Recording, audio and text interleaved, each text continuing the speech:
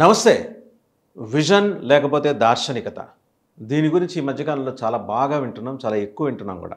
అంటే మేము మాత్రమే దార్శనికులం. మాకు మాత్రమే భవిష్యత్తు తెలుసు. భవిష్యత్తుని ఎలా తీర్చిదిద్దాలో తెలుసని చెప్పుకుంటునే వాళ్ళకి సమాధానం జగన్మోహన్ రెడ్డి గారు ఎప్పుడో ఆయన పరిపాలనా కాలంలో చెప్పాడు. విశాఖపట్నాన్ని ఆయన చాలా ముందే ఊహించారు. ఒక బెంగళూరు, ఒక చెన్నై, ఒక హైదరాబాద్ వీటితో కంపీట్ కావాలంటే ఆంధ్రప్రదేశ్లో ఉన్న నగరాల్లో విశాఖపట్నానికి ఉన్న అర్హత దేనికి లేదని చెప్పారు ఆయన. అందుకనే దాన్ని ఆయన ఫైనాన్షియల్ క్యాపిటల్గా చేద్దామనే ఒక ఉద్దేశం, దాన్ని ఐటీ రంగంలో అభివృద్ధి చేయాలనే ఒక తపన తన పరిపాలనా కాలంలో ఆయన చేసినది.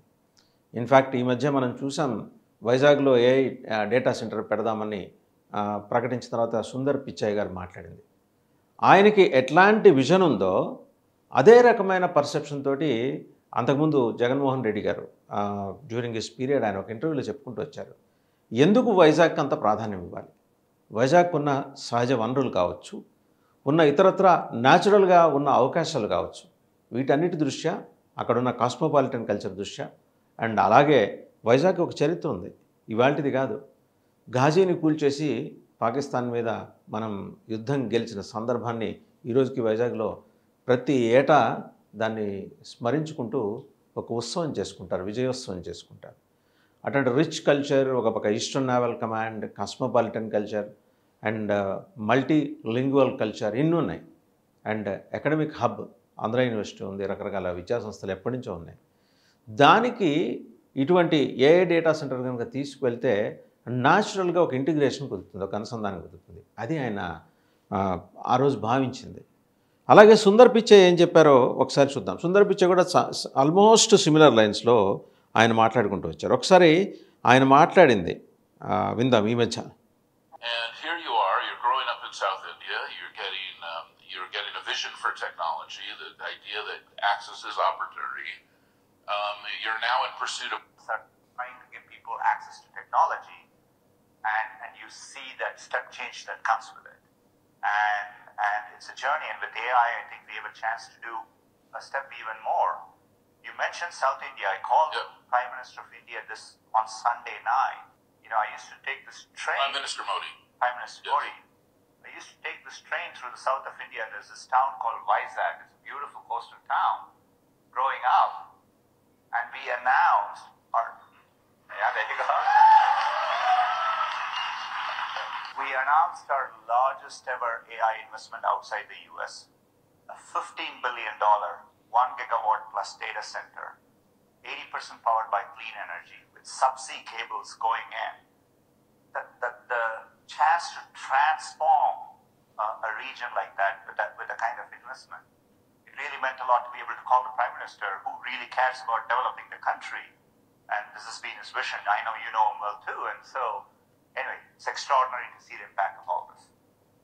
Very exciting, and it's a great way to give back. So you really see that this kind of technology, giving access even to being developed, and this nod to South India there. Yeah. Very good. It sounded like there's a lot of folks here from India, or no vice that. Stand up if you're from India, actually. Would you be welcomed? Wow, look at that.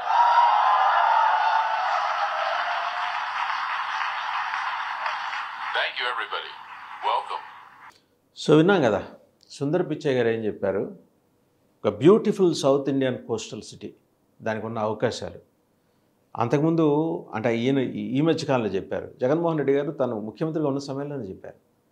ఎందుకు వైజాగ్ని ఎంచుకోవాల్సి వచ్చింది? ఒక బెంగళూరు, ఒక చెన్నై, ఒక హైదరాబాద్ వీటితో compete అవ్వాలంటే ఆంధ్రప్రదేశ్లో ఆ నగరానికి మాత్రమే, వైజాగ్ సిటీకి మాత్రమే ఆ సామర్థ్యం ఉంది. Because of it's multi cultural diversity. అంటే ఒక విభిన్నమైన సంస్కృతుల సమ్మేళనం. మీకు బెంగాలీస్ కనిపిస్తారు, అండ్ ఉద్యోగరీత్యా నావీలో పనిచేస్తున్న నార్త్ ఇండియన్స్ కనిపిస్తారు, మహారాష్ట్రియన్స్ కనిపిస్తారు, గుజీస్ కనిపిస్తారు, పంజాబీస్ కనిపిస్తారు. స్టీల్ ప్లాంట్ కారణంగా యాన్సిల్ ఇండస్ట్రీస్ డెవలప్ చేసుకోవడానికి వచ్చిన నార్త్ ఇండియన్ స్టేట్స్ నుంచి వచ్చిన ఎందరో ప్రముఖ వ్యాపారస్తులు కనిపిస్తారు. అండ్ సామాన్య ఫిషర్మెన్ నుంచి మల్టీ బిలియనర్స్ దాకా ఉన్న ఆ సిటీ చాలా కల్చర్స్ని తనలో ఇముడ్చుకుంది. అండ్ అలాగే ఈరోజు ఏఐ డేటా సెంటర్ కోసం గూగుల్ ప్రతిపాదన చేసింది. ఆయన చెప్పారు $15 బిలియన్ ఇన్వెస్ట్మెంట్ అని చెప్పారు. సబ్సీ కేబుల్స్ వేస్తామన్నారు. వీటన్నిటిని ఎప్పుడు ఆయన విజువలైజ్ చేశారు కాబట్టే జగన్మోహన్ రెడ్డి వాటికి సంబంధించిన పరిపాలనాపరమైన అనుమతులు ఇచ్చి అండ్ ఏ సెగ్మెంట్కి ఆ సెగ్మెంట్ ఆయన చేసుకుంటూ వచ్చారు, డివైడ్ చేసుకుంటూ వచ్చారు. 2 ఫేజుల్లో ఇంత investment near about 30,000 above employment. Whereas ఇప్పుడు ప్రతిపాదిస్తున్న దానికి ఇప్పుడు రాయితీల్లో దాన్ని ఏమంటారు 22,000 crores మేరకు రాయితీలు ప్రకటించారు, ఎదురు కట్నం ఇస్తున్నారు. అలాంటివి ఏం లేకుండానే జగన్మోహన్ రెడ్డి గారు ఆ రోజున ప్రతిపాదించారు. అసలు ఆయన ఆ రోజున ఏమన్నారో కూడా ఒకసారి విందాం. Vizag is the biggest city in Andhra Pradesh. It is the biggest city in Andhra Pradesh.